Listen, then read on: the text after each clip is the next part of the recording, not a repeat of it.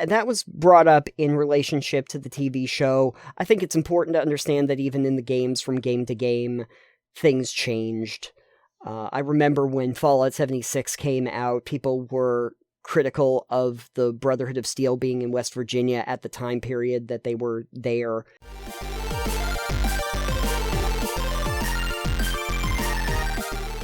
Do you always tell the truth, or do you always lie? Is my hand on the Bible, and am I at court? So yes? Yes. Great. Recently on the show, I was talking about the Fallout TV show, and that I very much liked it, and I thought that it was a good example of how to adapt a video game to a television program, adapting one medium to another. Go watch that one now if you haven't. Card somewhere, probably, maybe. Possibly. Go listen to that.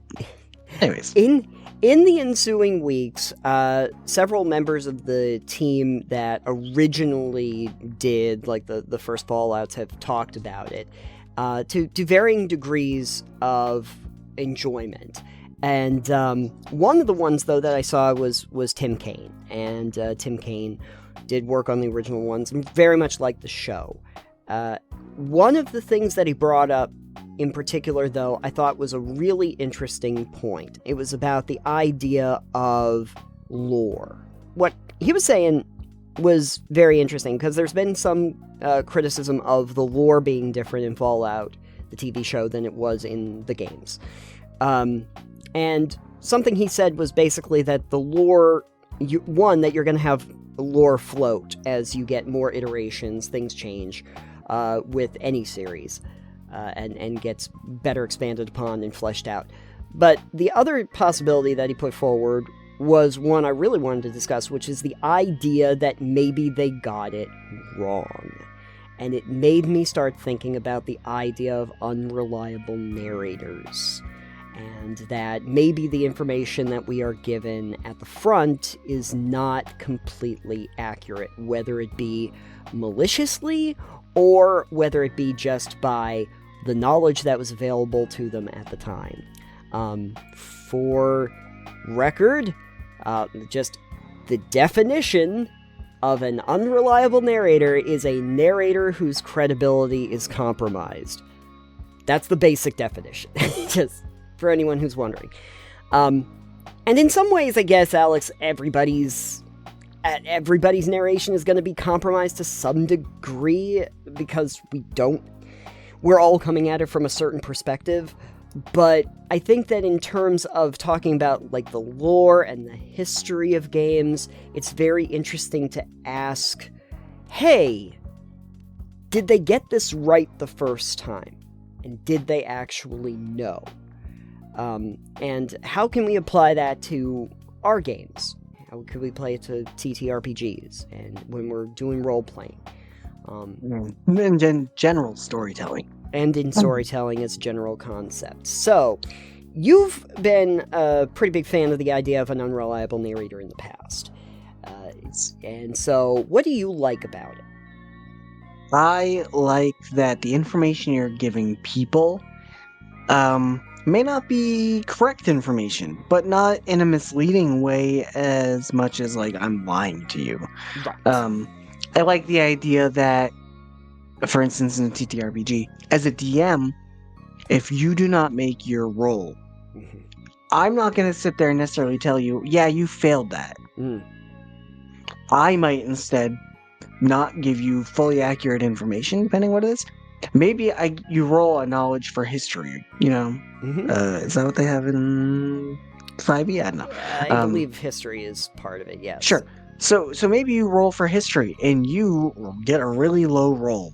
And this requires a DC 18 or something like that. Maybe you get it an 11. Yes. I'm like, well, you think this. It's from your understanding of knowledge, this is the information you either know about it or you think about it, for instance. Or maybe you crit fail it. It's so I give you just absolutely batshit wrong information. Sure. It's this is what you learned. Your source was not reliable. Right. I enjoy that. The information you can get from an unreliable narrator can do a lot of different things. It can either point you in the wrong direction, it can point you in the right direction for the wrong cause. There's a lot you can do with that. Right. Something else that's kind of interesting is if you have an unreliable narrator, you might end up getting a lot more information about the narrator themselves than you would otherwise, because you are seeing things through their point of view.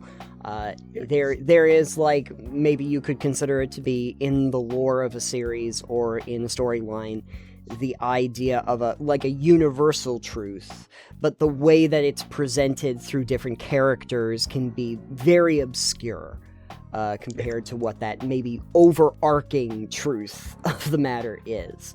And so it's interesting to see how they're coming at it, and I think can even flesh out those NPCs and those characters to make them more interesting. They understand things only from their perspective and how it's been presented to them. And in some ways also talks to you about the organizations that they're in.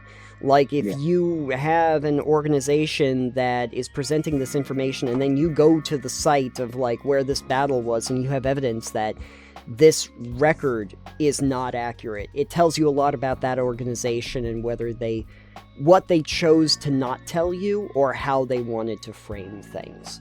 I think it gives you more context for that. So I think a really good example of narrative for me, I think, again, that has a fairly unreliable narrator some of the time is actually Welcome to Night Vale, where Cecil, your host of the radio show, is telling you stuff from his perspective a lot of the times. But the stuff he's telling you isn't necessarily told in the way that is, this is really what's happening. It could be coded, it could be just how he's choosing to tell it to you, you know. There's an example at one point when the town's like taken over by a company from another town, and he's like, yeah, the company picnic where there's really great volleyball and stuff, and it's like, no, I'm not going to do this anymore. There was no volleyball, it was electric fences, and they were corralling us in. So it's like, he knows he's not being honest on the air sometimes, and he's choosing to tell people the things in this way, to frame it in a certain way, you know, to whatever ends. But it shows that Cecil's not the most reliable narrator there is. That's true. You know? I mean, you call them electric fences. I call them freedom fences. So, tomato. Tomato. I think unreliable narrators actually do a really good job in more horror-focused media, too. Oh, yeah. Because if you're getting wrong information about the big, thing in the forest that's coming at you, that's going to be very bad news. Wouldn't you just love it if they're like, oh yeah, no, ceremonial dagger, you're going to need that in order to kill off the Babadook, or the not the Babadook, the Badabook thing. Kill off the thing. The thing. Not even necessarily with that, but like there's so much misinformation that can be gleaned from that. It's true. It's true. As well. Like, for instance, I don't think you've played it, but Phasmophobia, for instance. Mm-hmm. There's a lot of information to sift through. And so, for instance, if your friend is telling you when you're playing this that, oh, if it has this and that, then it must be this. Well, they might not be right. No. So that would make them an unreliable narrator at that point to you. Right. Or they could just be trying to get you killed by a ghost, who knows? That's true, so that they don't get killed. But there's also, it kind of makes sense in things like, even like cosmic horror, that it's something so obscure to human understanding, like that your brain can't comprehend a thing, that it would make sense that you don't have accurate data on it. That you can't accurately describe or understand it, and that a lot of what you're going to come up with is just maybe like an assumption that is presented as fact about these creatures and what they are. And so there's definitely something to be said about that.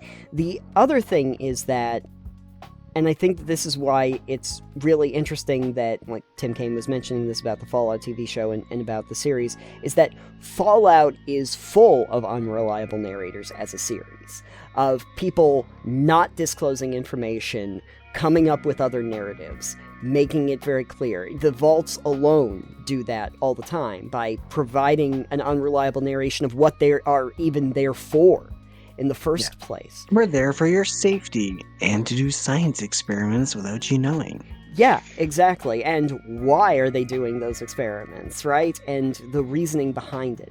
But even in the TV show, it also does that because you have Vault Dwellers, and the Vault Dwellers are not really being told what's actually happening and are under a false impression, and there are people that are aware that it is false. And they might not even have all the whole overseers. picture. Yeah, exactly. The overseers might be very aware of it, but that doesn't mean that everybody else is, and the overseers might not even be getting a full picture of what is going on. Right. Because they might not know the full picture of it. Neither does the Brotherhood and the Enclave, and basically every other faction in Fallout, is that they have narratives that you can't really believe 100%, because there is objectives that they're trying to put forward.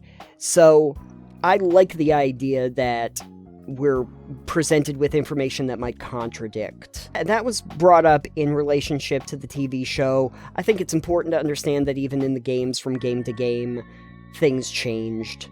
I remember when Fallout 76 came out, people were critical of the Brotherhood of Steel being in West Virginia at the time period that they were there, because from the lore previously, they would have not been there at that time. But ultimately, the reason is because Bethesda wanted to have the Brotherhood of Steel and the vertibirds and everything in Fallout 76. Yeah. So, and who's to say the information you had from before was all of the information? Right, and who's to say that the Brotherhood on the West Coast was aware that there were chapters that were already operational and working on the West Coast, or the East Coast? Yeah. We don't know. They might not have had that information. There are gaps in the information, and you can use them to your advantage. Yeah. As a storyteller, you can use it to your advantage to cover yourself, because you might not remember all of the lore that you've put forward, or do have those moments where you need to change or stuff. Even to create points of new lore, too. For instance, the Brotherhood being in West Virginia. Right, exactly. Which is an interesting idea and worth exploring a little bit further. But I think that for a storytelling perspective, you just kind of have to accept the fact that the lore is going to evolve and change over the course of time, and that you might be able to kind of fall back on the idea of an unreliable narrator if you need to describe the reason why that lore changes. Because there's a difference between like an archive that's sitting on a shelf, and then when your players ultimately get to the site where the historical record was taken and see actual physical evidence in front of them, and it might recontextualize what's been happening there. So I think, as we were saying before too, eyewitness testimony is like the least reliable type of testimony. It's not considered to be very good at all, actually, which is the reason why, we probably rely on it more than we should, but it's been proven to not be great. Memory, it's especially like on a personal basis, memory is very fallible. You could go into like the idea of false memories, for instance, with the unreliable narrator. Maybe they remember this one thing happening that never happened. That goes into, I think there was that one experiment when they had people come in and they were like, here's a bunch of pictures from like your childhood, do you remember them? And then in this one, they actually had a bunch of real pictures, obviously, because you can't do an experiment with total fake ones. They'll just be like, what? You give them a bunch of real pictures of their memories, things they did as children. And then one of the pictures, I think, was them like taking a hot air balloon ride. You know? This is here's the information for it. Here's you on this day taking this hot air balloon ride here. You know, you give them that information and their brain goes, yeah, I remember that. And then they fill in the gaps of the information. You give them a little bit and the brain will make up the rest. And they've done this with people and they go, this never happened. This is made up by us. And the person's like, no, it happened. It's like, no, it didn't. Right. It's like 100%. This is a fake picture. We made up this information, but they have already in their brain gone, yeah, that's real. This totally happened to me. Yeah. And it's, unreliable narrator to a T there. It's, I've given you a little bit of information, told you it's true, and you went and filled in the rest of the gaps yourself. Right. And being able to, the human brain is a fascinating organism because it is a supercomputer, but it is also a biological organism that comes across thinking about things and trying to make sense of nonsensical things. And if you're presented with a string of information that has gaps in it, your brain will try to fill that in and come up with how do we get from point A to B to C, and usually come up with it figuring, well, this is the most logical conclusion, but it's not necessarily a logical conclusion to this thing. And it's not even correct sometimes.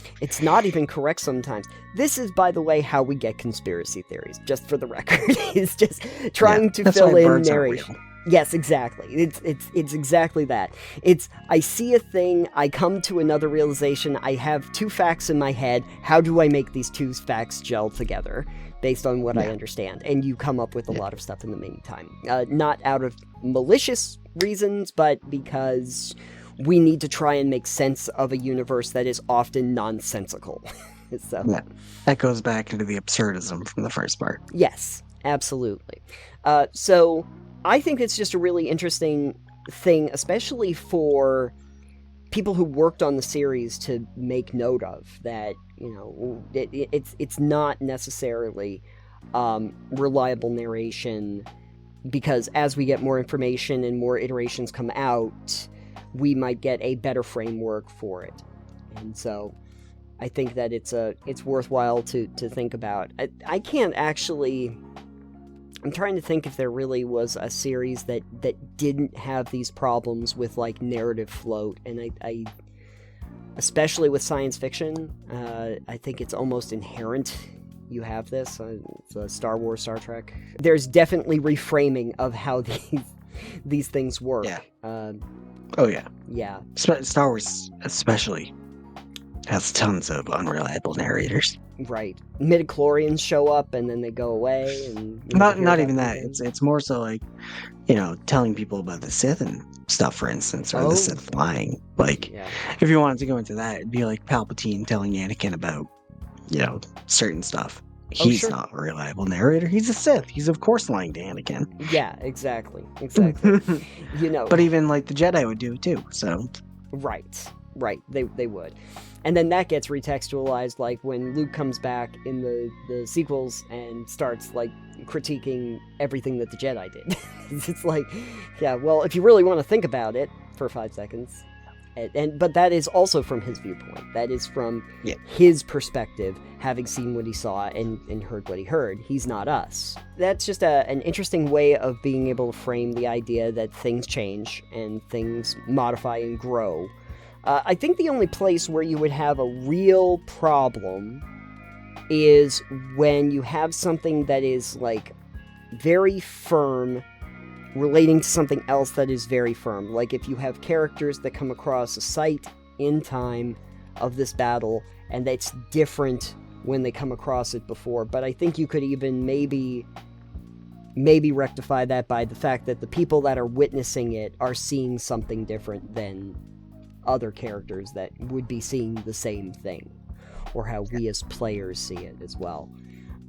So how do you use this in your game? That's basically what we end up getting to. Well, you make sure that your characters, and I don't think you even have to work that hard at it. You just have to kind of keep it in the back of your head that it's possible that the characters that your players will encounter, that your readers will encounter, might not be telling the entire truth. And so when we get around to the problem of things not gelling correctly, that can be one of the ways that it gets explained and expanded upon. So next time your characters go, that's not consistent with the thing this person said, you can go, well, who said they were reliable? I've been taking notes on every single session, and I've been a stenographer recording everything that these characters said from point A to point B, and they did not say anything about this in the line of questioning. And you say, why did you think that person you were talking to was telling you an absolute fact? Yeah. And even then, they could be like, oh, I used sense motive on them to see if they were telling the truth, and be like, they were telling the truth, as far as they knew. As far as they know, that was truthful.